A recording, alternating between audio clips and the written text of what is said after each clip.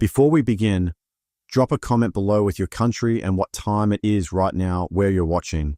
Whether it's sunrise in Nairobi, midnight in New York, afternoon in Canada, or evening in France, I want to know. Don't just sit back, tell me where in the world you are. Now, let's dive into the story. Chapter 1. The Arrival. The wagon wheels groaned to a stop in front of Cade Thornhill's ranch, and the dust settled like a curtain falling on his last moment of hope. He stood there in his clean shirt, the only one without holes, holding a single wildflower he'd picked that morning. His hands were shaking, not from fear, but from the weight of 3 years alone on this land, talking to horses and counting stars, dreaming of a woman who'd see past his scars and his silence. When the driver climbed down and opened the wagon door, Cade held his breath. What stepped out wasn't the delicate woman from the letters. What stepped out was a mountain. She was twice his size, maybe more.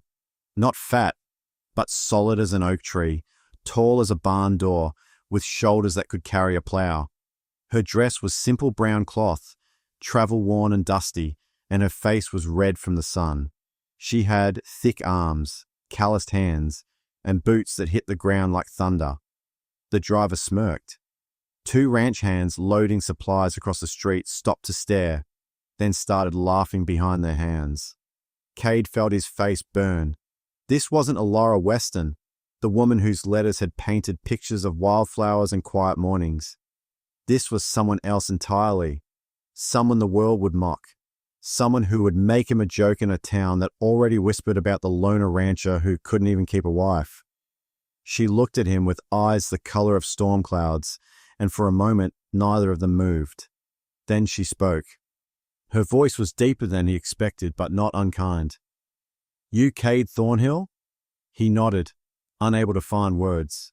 She looked him up and down, taking in his thin frame, his nervous hands, the wildflower trembling between his fingers. "I'm Brynn Halloway," she said. The mail company mixed up the letters. "You were expecting someone else." It wasn't a question. Behind her, the wagon driver spat tobacco juice into the dirt and grinned like he was watching a circus. "Want me to take her back, Thornhill? No charge for the mistake." The laughter from across the street grew louder. Cade looked at Brynn Halloway, really looked. Her face was plain but honest, with freckles scattered across her nose and a jaw set firm like she was used to taking hits and staying standing. Her eyes met his without shame or apology, but there was something else there too, something that looked like resignation, like she'd stepped off wagons before and watched men's faces fall, like she knew what came next, like she'd already packed her heart away to protect it. Cade thought about the letters, about the dream he'd built in his head. Then he thought about the 3 years of silence in his house, the empty chair at his table, the cold that crept into his bones every night because there was no warmth beside him. He stepped forward and held out the wildflower. His voice came out rough, like he hadn't used it in days. "Welcome home, Brynn." The laughter across the street died. The wagon driver's grin faded, and Brynn Halloway, mountain of a woman with storm cloud eyes, took the flower with hands that shook just a little. She stared at it like it was made of gold, like nobody had ever given her a flower before, like she couldn't believe this thin, scarred rancher wasn't sending her back. The sun was setting behind them, painting the sky in shades of orange and red, and in that moment, Cade Thornhill made a choice that would change everything. Not because he loved her, he didn't even know her, but because he knew what it felt like to be unwanted, and he wouldn't do that to another human soul. 3 months earlier, Cade had been sitting at his kitchen table with a pen in his hand and hope in his chest. The house was too quiet. It had been quiet since his parents died in the winter fever, leaving him alone with 200 acres and memories that hurt to touch. He was 26 and had never kissed a woman, not because he didn't want to, but because the scar that ran from his eye to his jaw made children cry and women look away. He'd gotten it when he was 12, trying to stop a panicked horse from trampling his little sister. He'd saved her life, but the hoof had carved a canyon across his face that never healed right. The mail-order bride catalogue sat open in front of him, pages worn from reading. He'd circled one name, Elara Westin from Missouri. Her letter said she liked quiet mornings and strong coffee, that she wanted a simple life away from city noise. She said she didn't care about looks, only kindness. Cade had read that line so many times the paper was thin. He wrote back immediately, his words clumsy but honest. He told her about the ranch, the mountains, the way the sunrise looked from his porch. He didn't mention the scar. He thought maybe, if she liked him through letters first, she'd see past it when she arrived. They exchanged 6 letters over 2 months, each one making him believe a little more that loneliness had an ending. What Cade didn't know was that the Frontier Matrimonial Company was run by a man named Chester Boone, who cared more about profit than people. Chester had 3 women on his roster that month: Elara Westin, a petite school teacher, Brynn Halloway, a farmhand's daughter from Iowa, and Margaret Cassidy, a widow with 2 children. When the letters came in from ranchers and miners and railroad workers, Chester matched them based on one thing: who could pay the travel fee fastest. Cade's money arrived the same week as a payment from a mine boss in Colorado who wanted a sturdy woman who could work. Chester, drunk and careless, swapped the assignments. He sent delicate Elara to the mine boss and mountain-strong Brynn to Cade. Brynn had written her own letters to the mine boss, telling him she wasn't afraid of hard work, that she'd grown up hauling water and plowing fields beside her 4 brothers. She said she wanted a man who wouldn't treat her like a decoration, who'd value strength over softness. When Chester's assistant told her there'd been a change, she was going to a ranch in Wyoming instead of a mine in Colorado, Brynn didn't argue. She'd learned not to expect things to go right. Her whole life had been a series of mix-ups and mistakes, starting with being born a girl in a family that needed sons. Her father had looked at her the day she was born and said, "Well, at least she'll be useful." She'd spent 24 years trying to be useful enough to matter. The night before she left Iowa, Brynn's mother pulled her aside. "You're too big for most men," she said. "Not unkind, but not gentle either. Don't expect love. Expect work. If he keeps you, it'll be because you're strong, not because you're wanted." Brynn nodded. She'd already accepted that. Love was for small women with soft hands and pretty faces. Love was for women who could fit into a man's arms without making him feel small.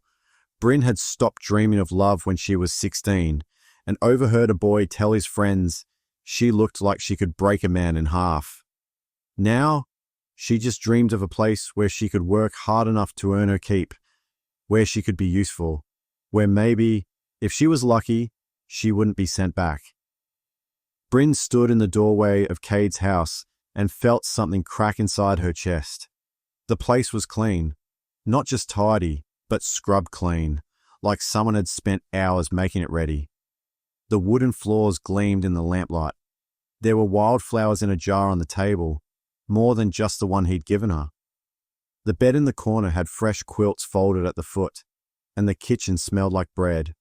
Real bread, baked that morning. She'd expected a shack, maybe a barn with a cot. She'd expected to be handed a list of chores and pointed toward a separate room where the help slept. She hadn't expected this, hadn't expected him to care. Cade stood behind her, awkward and silent. He'd barely spoken on the walk from town, just carried her single bag and pointed out landmarks like he was giving a tour to someone who mattered. Now he cleared his throat. "I made supper," he said. "Nothing fancy, just stew and bread. You must be hungry." Brynn turned to look at him. He was thin, almost fragile looking, with dark hair that fell into his eyes and that terrible scar cutting across his face. But his eyes were kind. Tired, lonely, but kind. She nodded. "I could eat." They sat across from each other at the small table, and the silence stretched between them like a canyon. Brynn ate slowly, aware of how much space she took up, how her elbows bumped the table edge, how small the chair felt beneath her. After 3 bites, Cade spoke. "I know this isn't what you expected." His voice was quiet, almost apologetic. I know I'm not what you expected either. Brynn looked up, surprised. You're the one who got cheated, she said. You paid for a bride and got a workhorse. Cade's jaw tightened. I didn't pay for anything. I paid travel costs for a woman who wanted a new start. Same as you. He set down his spoon.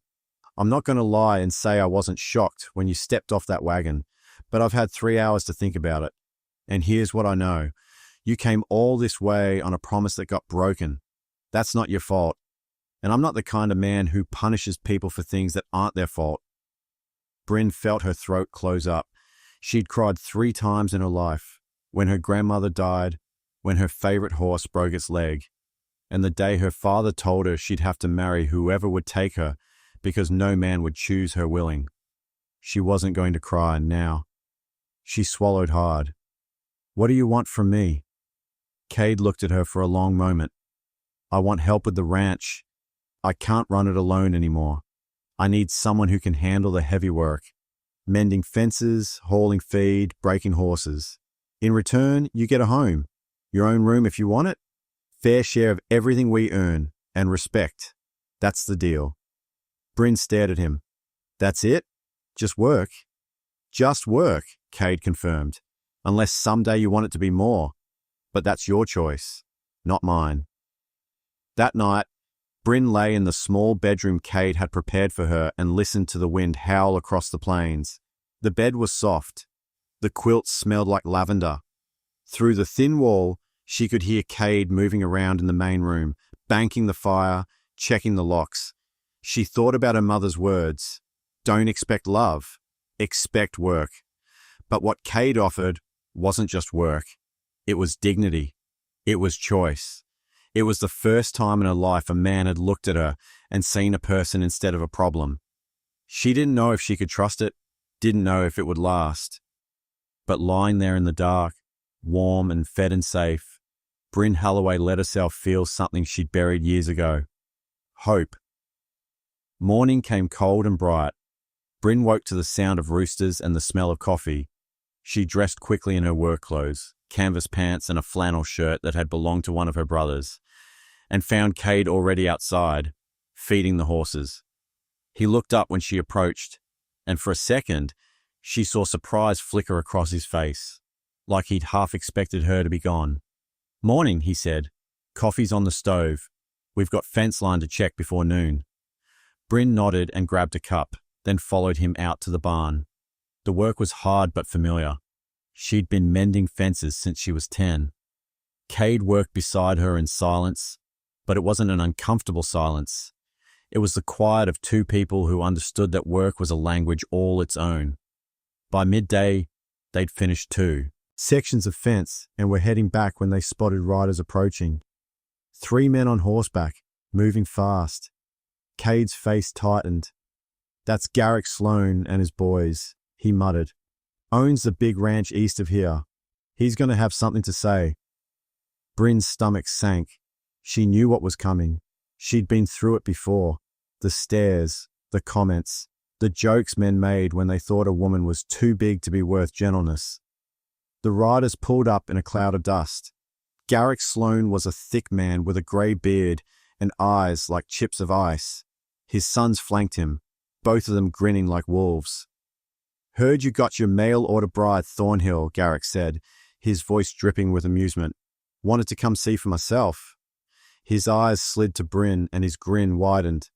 Well, hell, they send you a plough horse instead of a filly? The sons laughed. Brynn felt her face burn, but she kept her expression blank. She'd learned long ago not to react. Cade stepped forward, his body tense. Say what you came to say, Sloan, then get off my land. Garrick leaned forward in his saddle. Just offering friendly advice, boy. That thing ain't gonna warm your bed proper. Might crush you in your sleep. More laughter. You want a real woman? I got a cousin in town who's looking. Pretty little thing.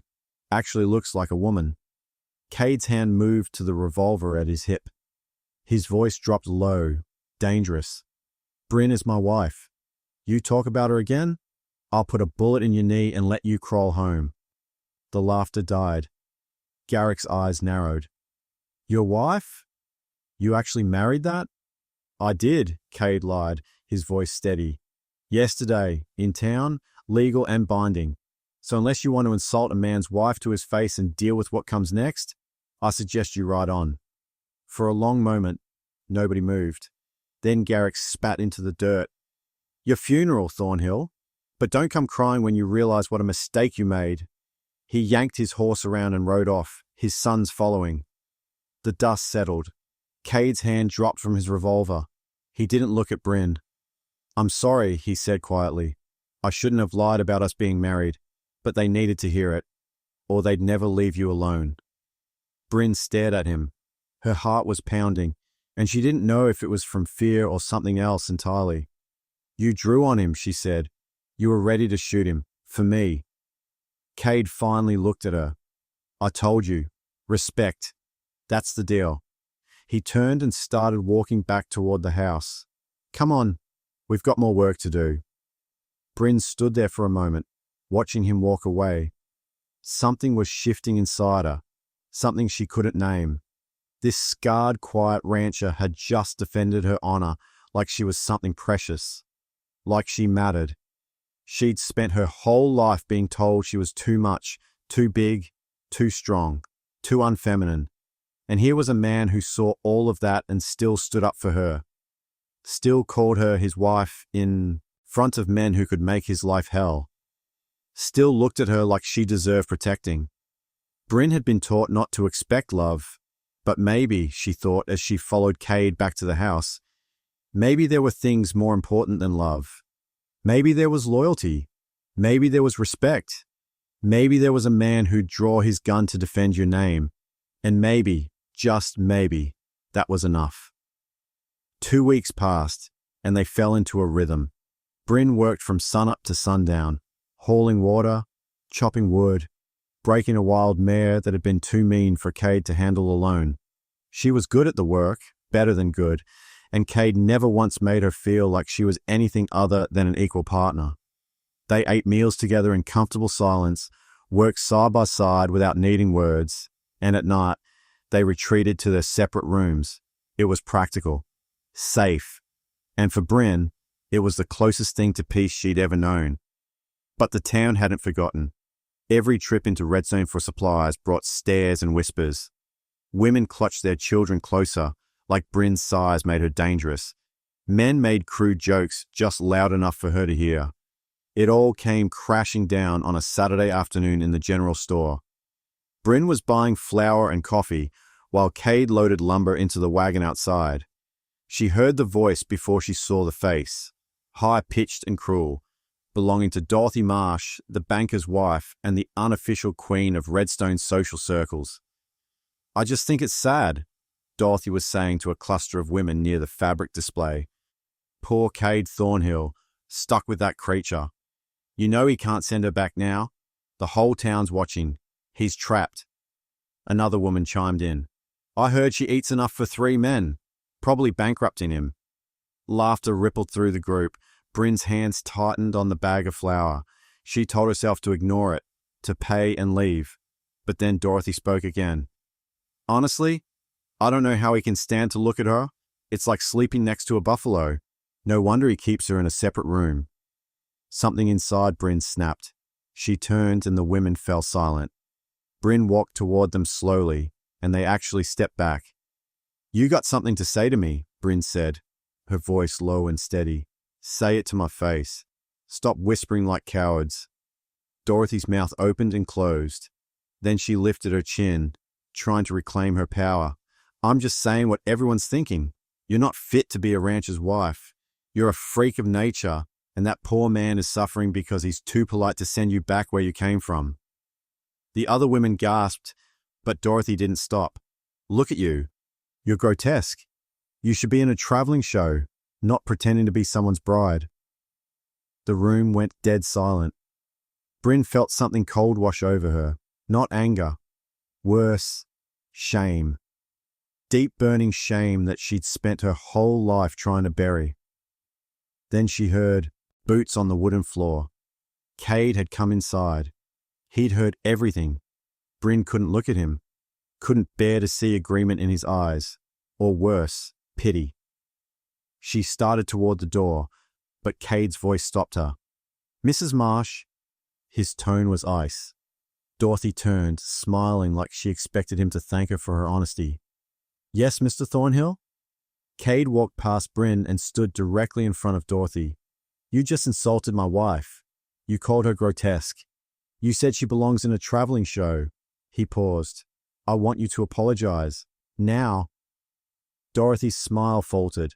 "I was just—" "Now." The word cracked like a whip. The store owner, old Mr. Vickers, cleared his throat. "Cade, maybe we should all just—" Cade didn't take his eyes off Dorothy. "She apologizes, or I take my business to Blackwater, and I convince every rancher I know to do the same. Let's see how long your husband's bank survives without our loans." Dorothy's face went white. "You can't—" "I can, and I will." Cade's voice was quiet, but absolute. "Apologize to Brynn, or watch this town dry up." For a long moment nobody breathed. Then Dorothy, her face red with humiliation, turned to Brynn. "I apologize," she forced out. "It was unkind." Cade shook his head. "Not good enough. Tell her she's worth 10 of you. Say it." Dorothy's eyes filled with furious tears, but she said it. "You're worth 10 of me." Cade nodded. "Good. Now get out." Dorothy fled, her friends scattering after her. The store emptied in seconds. Cade turned to Brynn and she finally met his eyes. She expected to see embarrassment or regret. Instead, she saw fury. Not at her, for her. "Nobody talks to you like that," he said. "Not in this town, not anywhere. You understand me?" Brynn nodded, unable to speak. Cade paid for the supplies and walked out, and Brynn stood there in the empty store, realizing something that terrified her. She was falling in love with Cade Thornhill. That night, a storm rolled across the plains like God's anger made visible. Rain hammered the roof, wind tore at the shutters, and thunder shook the walls. Brynn lay in her bed, listening to the chaos outside and the bigger chaos inside her chest. She couldn't stop thinking about the way Cade had defended her. Couldn't stop replaying the look in his eyes when he'd forced Dorothy Marsh to apologize. Nobody had ever fought for her like that. Nobody had ever made her feel like she was worth fighting for. And now she was trapped in this confusing space between gratitude and something deeper, something that felt like need. She told herself it was foolish. Cade had been clear. This was a business arrangement. He was kind because he was a good man, not because he wanted her. Around midnight, she heard a crash from the main room. Then Cade's voice, strained and urgent. "Brynn!" She was out of bed in seconds, pulling on her boots as she ran. She found Cade on the floor near the fireplace, his face pale and twisted in pain. His right leg was bent, at a wrong angle, and a heavy iron poker lay beside him. "I was trying to bank the fire," he gasped. "Slipped on the wet floor. Legs broken." Brynn's training kicked in. She'd set her brother's broken arm once, had helped birth calves and stitch up horses. She knelt beside him. "I need to set it. It's going to hurt." Cade nodded, his jaw clenched. "Do it." She worked quickly, feeling for the break, aligning the bone. Cade didn't scream, but she saw tears leak from the corners of his eyes. When it was done, she splintered his leg with fireplace wood and torn sheets, then half carried, half dragged him to his bed. For the next 3 days, the storm raged, and Brynn ran the ranch alone. She fed the animals, repaired a section of roof that tore loose, hauled water from the well, and cooked meals for Cade, who was confined to bed and hating every second of it. On the third night, his fever spiked. The break had gotten infected despite her care. Brynn sat beside him with cool cloths, pressing them to his burning forehead while he drifted in and out of consciousness. At one point, he grabbed her hand. His eyes were unfocused, glassy with fever. "Don't leave," he mumbled. "Everyone leaves. My parents left. Even my sister left when she got married. Everyone leaves. Please don't leave." Brynn's throat tightened. I'm not going anywhere, she whispered. I promise. Cade's grip loosened as he slipped back into sleep, but Brynn kept holding his hand. She sat there all night, watching him breathe, praying to a God she wasn't sure listened to women like her. By morning, the fever broke. Cade woke weak but clear-eyed. He saw Brynn slumped in the chair beside his bed, her hand still holding his. You stayed, he said, his voice rough. Brynn straightened, embarrassed. Of course I stayed. You were sick. All night? She nodded. Cade was quiet for a long moment, studying her face. Why? The question caught her off guard. Because you needed someone. No, Cade said. Why did you really stay? Brynn looked away. She couldn't say it, couldn't admit that somewhere between the wildflower and the drawn gun and the forced apology, she'd stopped seeing this as a business arrangement, that she'd started seeing him, that she'd started hoping. Because, she said finally, you're the only person who's ever treated me like I matter. Cade's hand tightened around hers. You do matter, more than you know. The words hung between them, heavy with meaning that neither of them was ready to name. Outside, the storm had passed, leaving the world washed clean and new. But inside Cade's small ranch house, something else was beginning. Something fragile and terrifying and precious. Something that felt like the start of love. Not the easy, instant kind from storybooks, but the slow-growing kind, built on respect and sacrifice and the courage to be vulnerable. The kind that could weather any storm, if they were brave enough to let it grow. Cade's leg healed slowly. For 2 months, he was limited to light work, and Brynn ran the ranch. She proved herself 100 times over, birthing a calf in the middle of the night, negotiating a better price for their cattle in town, even scaring off a pack of wolves that came sniffing around the henhouse. The ranch didn't just survive without Cade's full strength. It thrived. And the town noticed. Slowly, grudgingly, the whispers changed. Women started nodding to Brynn in the street. Men started asking her advice on livestock. Even old Mr. Vickers at the general store started giving her first pick of the fresh produce. Respect, hard-earned and real. But with Cade's recovery came a tension that neither of them acknowledged. They were living as partners, eating as partners, working as partners. But they were sleeping in separate rooms, and the space between them felt wider every day. One evening in late autumn, a letter arrived.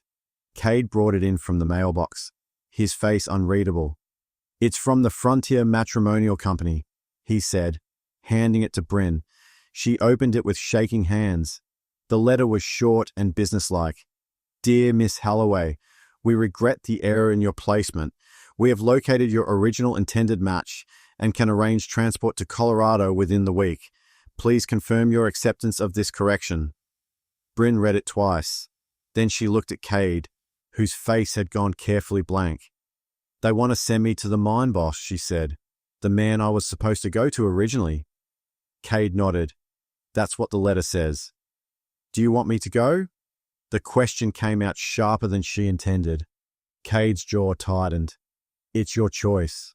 That's not an answer. What do you want me to say, Brynn? His voice rose, frustration finally breaking through. That I want you to stay?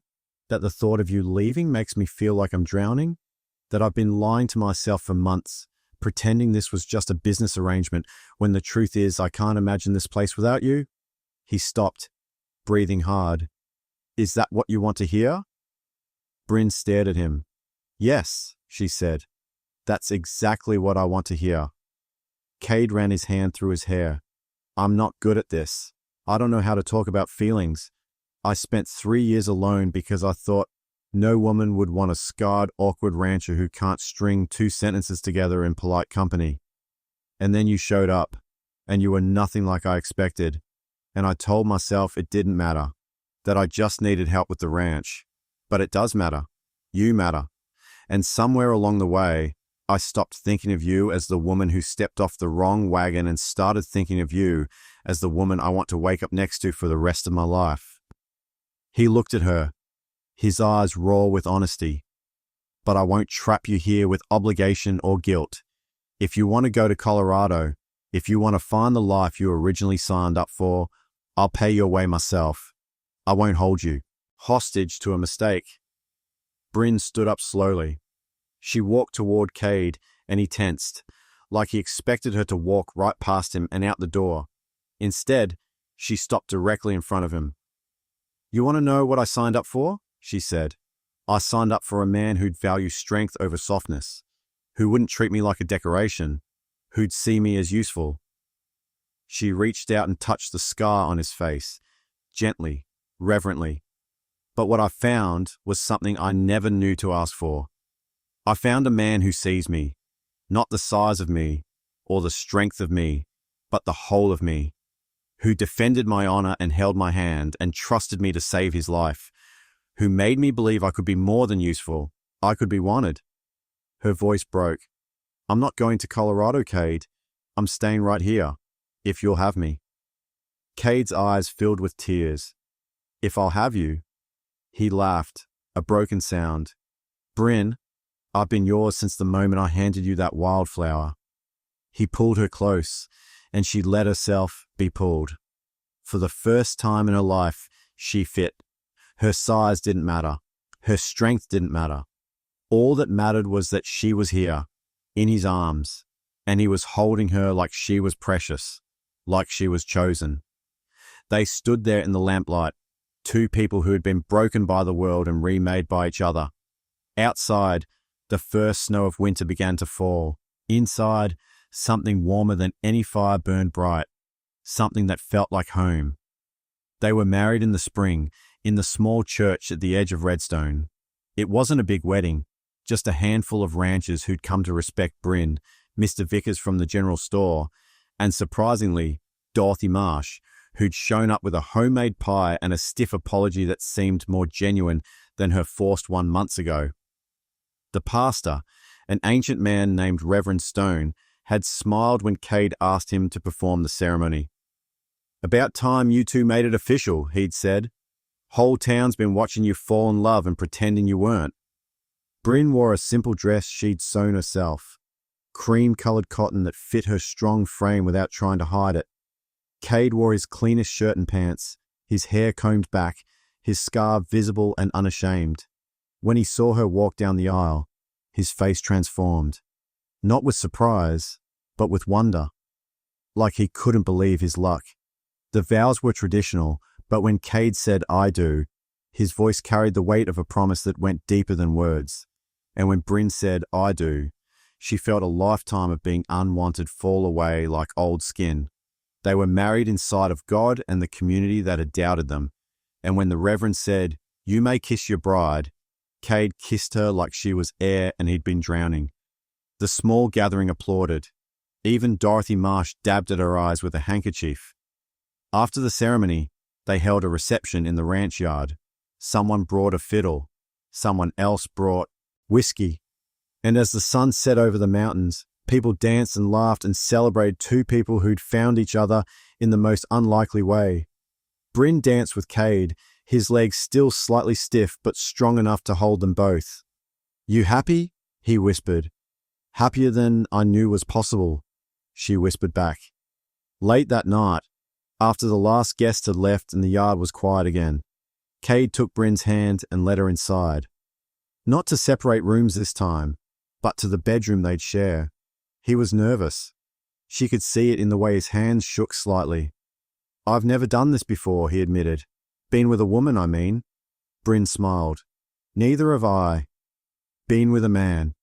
They stood there, two virgins on their wedding night, scared and excited and so deeply in love it hurt. "We'll figure it out together," Brynn said, and they did.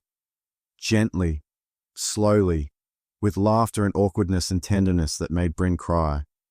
Cade touched her like she was beautiful, like every inch of her was something to be treasured.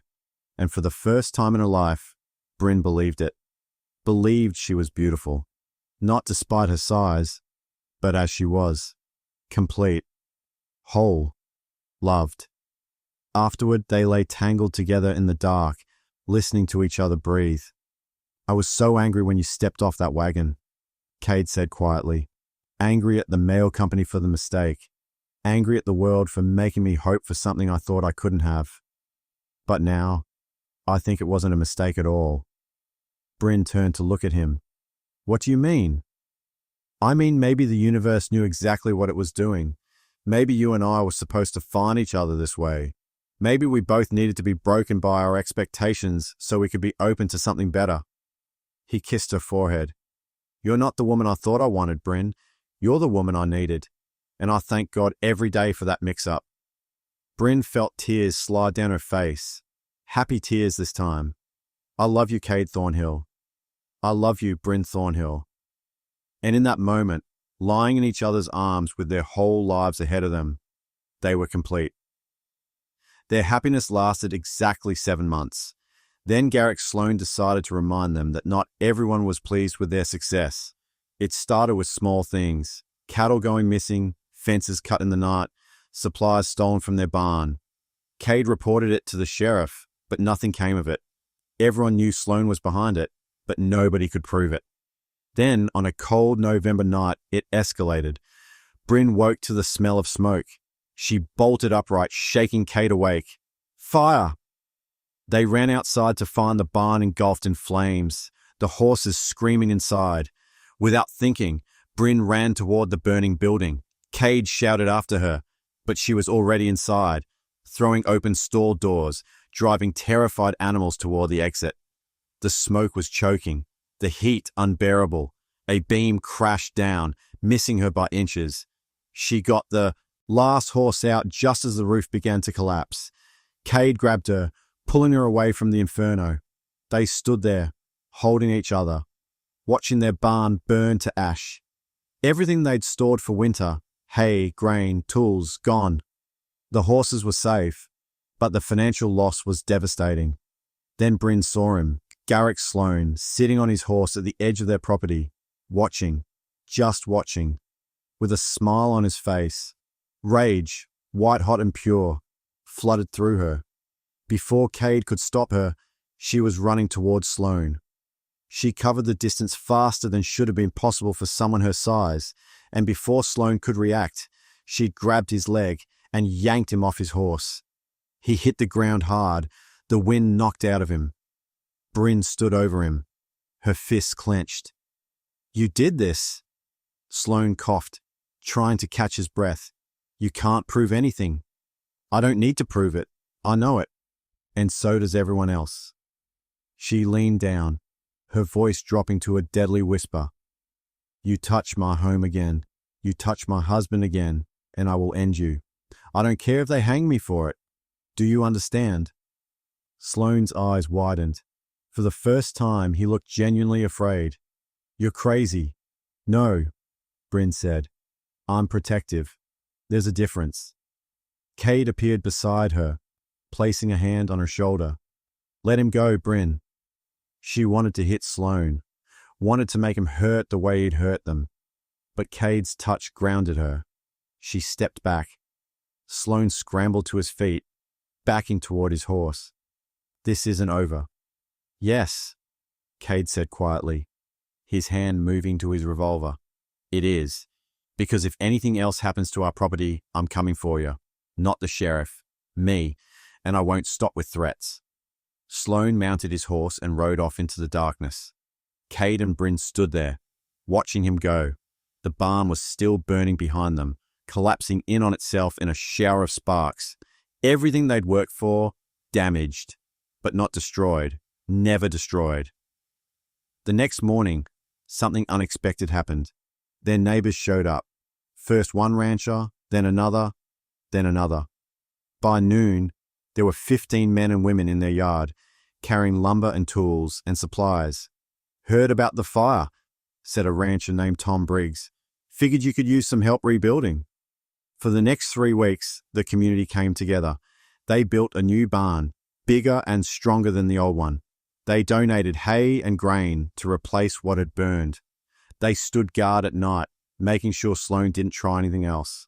And through it all, Brynn and Cade worked side by side with their neighbors, their love, and their determination inspiring everyone who saw them. By the time the new barn was finished, Brynn realized something. They'd won. Not by defeating Sloane, but by building something he could never tear down. A community, a family, a love that could survive anything. 5 years later, Brynn stood on the porch of their ranch house, watching the sun rise over the mountains. She was holding a baby, a daughter with Cade's dark hair and Brynn's storm cloud eyes. They'd named her Hope. In the yard, their 3-year-old son, Samuel, was chasing chickens while Cade pretended to chase him. The sound of their laughter carried on the wind, and Brynn felt her heart swell so full she thought it might burst.